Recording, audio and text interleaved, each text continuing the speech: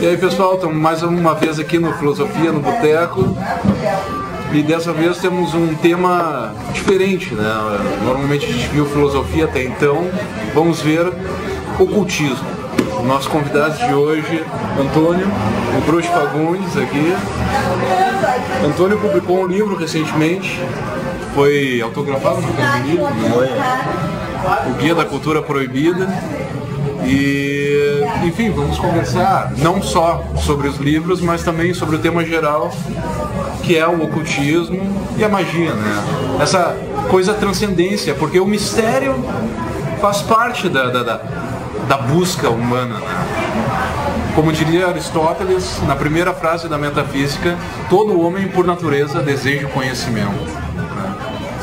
Pois é, ele disse isso mesmo, né? Não me lembrava. Primeira sentença. Ele foi generoso com a humanidade, né? O Buda foi um pouco mais realista, ele disse: não se deve despertar os que dormem e não se deve tirar os brinquedos das crianças. Querendo dizer com isso que a humanidade comum, mergulhada numa concepção rasa do que seja a vida, o universo e a própria realidade, se sente mal ao ser sacudida por uma visão mais complexa, mais dolorida, e que joga a responsabilidade da existência delas no colo delas. Elas ficam bravas com o profeta, com aqueles que vêm despertá-las do seu sono. Sim. Né? O mito da caverna, exatamente. E esse jogo de espelhos, essas ilusões que as pessoas tomam por realidade, são a base da trajetória cultural da civilização do homem branco, né, judaico-cristã. Na verdade, tu usar essa palavra-chave quando falasse mistério.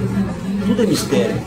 E os meus livros, um é sobre demônios, é um catálogo que nem de um observador de pássaros, o livro dos demônios. O livro dos demônios. Um livro bastante conhecido pelos especialistas da área, né? Foi lançado em 97 pela LPM. E é um livro bem técnico, que trata sobre as entidades infernais, características, nome, origem e as formas de se defender delas. Quantas entidades são? Estão catalogadas 11.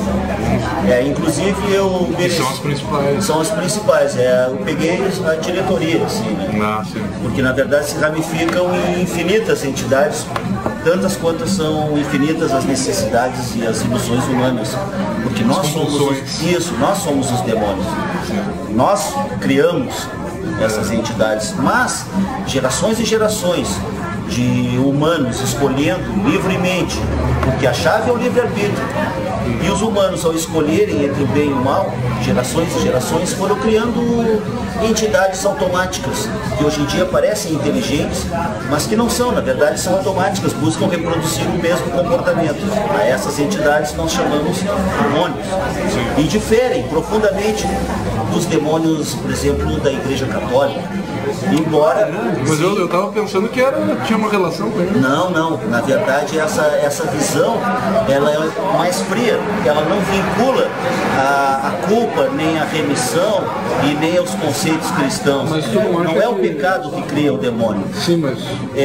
somos nós, agindo como demônios, que nos demonizamos, e gerações e gerações de assassinos repetem apenas o mesmo Caim matando um pobrezinho Abel. Sim. Não? Sim. É o mesmo demônio. O demônio que a gente poderia chamar o assassinato. Foi o mesmo padrão. O mesmo padrão.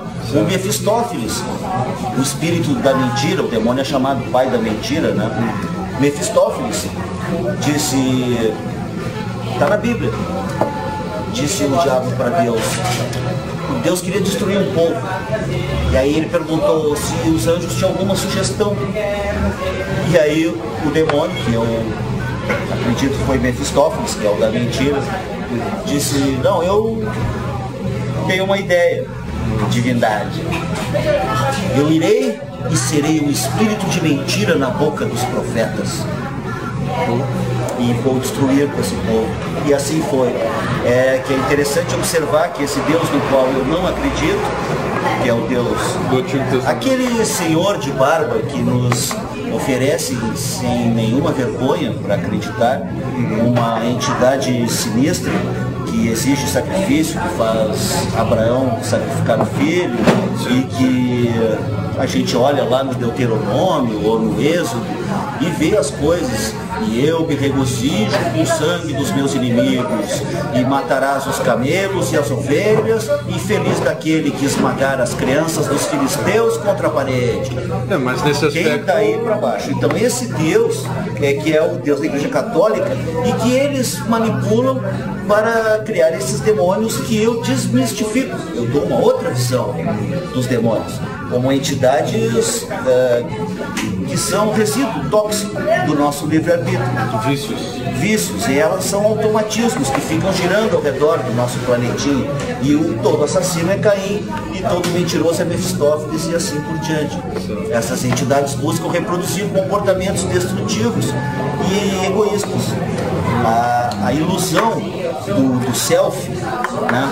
Jung falava muito disso, é tomada pela sombra. O self, ao ser magnificado, torna-se a antítese de si mesmo, ele vira a própria sombra. Ou seja, a pessoa que mergulha na vaidade, no egoísmo, que eu posso viver da morte dos outros, eu vou poluir os rios, eu vou roubar a merenda escolar das criancinhas, essa pessoa, ela é o próprio Lúcifer. Ela é uma das escamas desse grande dragão, digamos assim, entendeu? Nós panteístas postulamos um conceito que não é nem de universo, é um conceito de multiverso. Várias dimensões concêntricas, cada uma com leis específicas e com campos de atuação para entidades diferenciadas. Anjos e demônios não têm coração, não têm alma, não têm querer, não têm livre-arbítrio.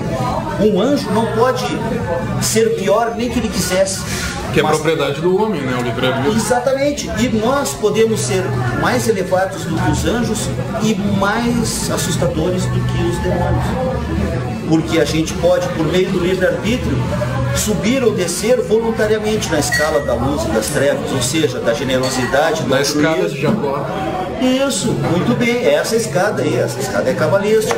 Esse sonho tem partes da Bíblia que são muito bonitas, humanitárias, místicas, produtivas, e que refletem, creio eu, segredos cabalísticos. Claro. Mal codificados, até pouco codificados. Tem coisas muito boas. Por exemplo, Jesus, um personagem admirável. Mas as pessoas, eu às vezes penso, se me perguntar, tu é cristão? Eu não sou cristão. É uma religião muito evoluída para mim. Eu não conseguiria dar outra face. Evoluída? Por que evoluída? Tem que dar outra face quando é agredido. Tem que amar os inimigos. Eu às vezes não aguento nem meus amigos.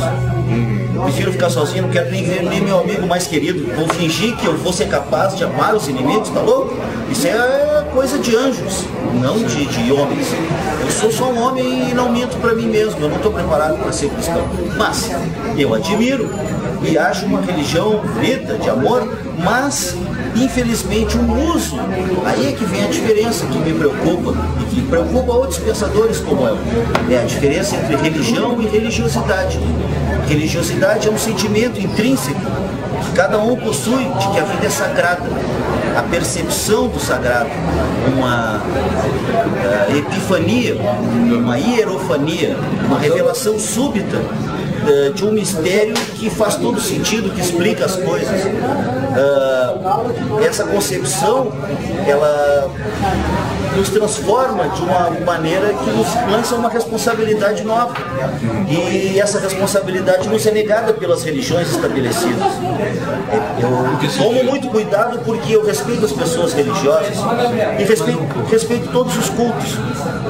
Mas eu não sigo nenhum, porque da maneira como eu encaro, hoje em dia, ao homem moderno do século XXI não é permitido aderir a nenhum credo religioso sem deixar a inteligência na porta. Por isso, meu amigo, por isso o lema da minha escola de pensamento é o seguinte: sem respostas prontas e sem perguntas proibidas. Eu não pertenço a nenhuma seita, nenhum grupo, nenhuma sociedade secreta, nenhum nada. Eu sou um lobo solitário. Minha sociedade secreta está aqui. É eu, meu filho, minha mulher, meus amigos, somos nós. Essa maçonaria natural, espontânea, Claro. sabe? E aliás, Se tu entra, então só para concluir, se tu entra num grupo desses, eles vão te dizer o que tu pode ou não pode perguntar. Não, mas tu não tem esse grau ainda. isso não pode ser questionado. E o pior, às vezes tu sobe toda a escada para chegar lá e ouvir que isso é dogma, outro não pode ser questionado. Fala sério. Eu acredito na liberdade de pensamento. Se eu sou suficientemente capaz de formular uma pergunta, eu mereço a resposta. Então vem me dizer que tu é superior a mim, porque tu sabe respostas que tu não pode me dizer. Que é isso? Então eu sou notório anarquista. E além do mais, talvez eu não seja muito bem visto pelos grupos formais da magia e do esoterismo, porque eu dou de graça aquilo que muitos vendem. Eu semeio a perplexidade. Eu chego e digo, eu não sei, mas eu tenho algumas informações a respeito. E divido as informações. E isso eu sempre receio ser chamado de qualquer coisa. Eu não sou mestre, não sou guru, não sou dominado, não sou, sabe, sumo sacerdote de porra nenhuma.